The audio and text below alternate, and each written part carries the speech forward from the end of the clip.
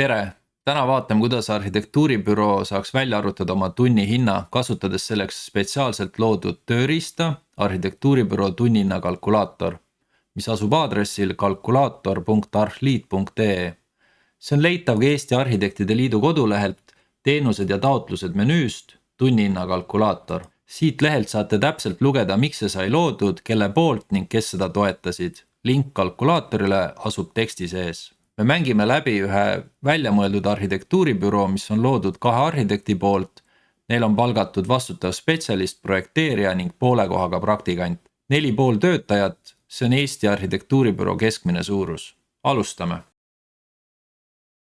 Kõigepealt valime töötajad. Meie ettevõttes oli 2 eksperti, 1 vastutav spetsialist, 1 projekteerija ning poole kohaga praktikant. Valides töötajad on kõik väljad eeltäidetud, kuid kõiki välju saab muuta. Nii näiteks on meie praktikant tööl miinimumpalga eest ning tema töökoormus on 50%. Arhitekt-eksperdi arveldatavate töötundide protsent on madal, kuna ta tegeleb firma juhtimise, lepingute, hinnapakkumiste ja kliendisuhtlusega. Meie ettevõttes on arhitekt-eksperte 2 ning firma juhtimisega tegeleb nendest ainult 1, seepärast tõstan teise arveldatavate töötundide protsendi natuke kõrgemale. Kui te tahate teada, mida need numbrid tähendavad või miks need täpselt just nii suured on, siis lugege kindlasti arveldatavate töötundide protsendi kohta infomulli alt. Siin on kõik kirjas. Kui töötajad valitud, arvutab kalkulaator kokku igakuise kulu.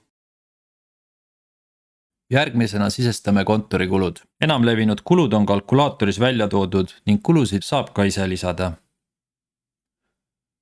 Lisame kontori rent ja kommunaalkulud. Kalkulaator pakub välja maksumuseks 300 €. See on keskmine summa ühe töötaja kohta. Meil on 5 töötajat, korrutame selle 5-ga.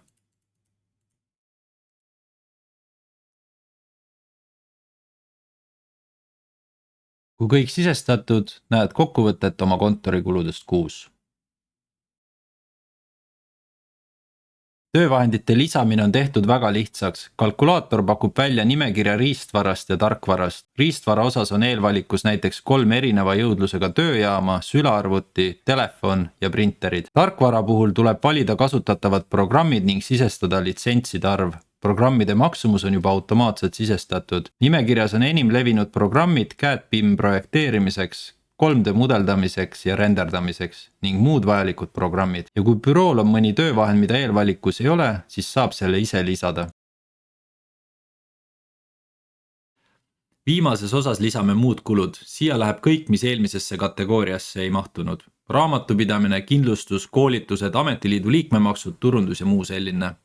Eeltäidetud read on siin pigem meeldetuletuseks. Siia tasub aktiivselt ridu juurde lisada ja oma büroo kulud võimalikult täpselt kirja panna. Mida täpsemalt kulusi kajastada, seda realistlikuma tunnina lõpuks saab. Kõigepealt lisan annetus Arhiluse fondile. Iga endast lugupidav büroo toetab fondi ning meie büroo ei ole siin mingi erand, nii et see läheb esimesena kirja. Järgmisena lisan töötajate tervisekontrolli. Meie büroo hoolib oma töötajatest ja aastas korra peab tervist kontrollima. Ning et oleks hea tervist, tuleb teha sporti, sellepärast lisan ka töötajate sporditoetuse. Igal bürool peab olema vastutuskindlustus, mida on 2 tüüpi. Kõigepealt lisan üldise vastutuskindlustuse, mis on umbes 600 € aastas. Suuremate projektide puhul on nõutud projektipõhine vastutuskindlustus umbes 4–5 aastaks. Selle kulu on 120 € kuus. Kui büroo teeb igal aastal ühe sellise projekti, tähendab see, et mõne aja pärast makstakse jooksvalt 4 erineva projekti vastutuskindlustust korraga. Kõige lõpuks lisan raamatupidamisteenuse, mis võiks olla umbes 75 € kuus. Päris büroodel on muidugi kulusid rohkem, kuid ma arvan, et olulisemad said kirja ja kulude sisestamine selgeks.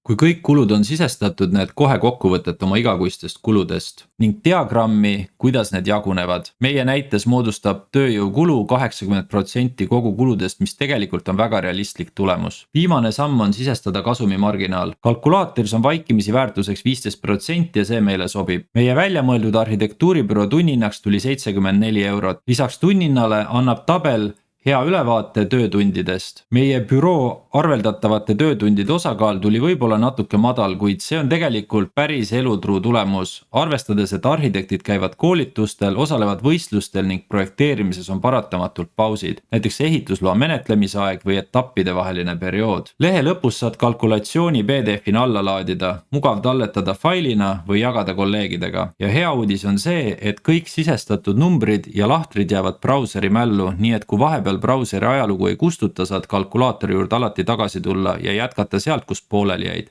Aitäh vaatamast ja head kalkuleerimist!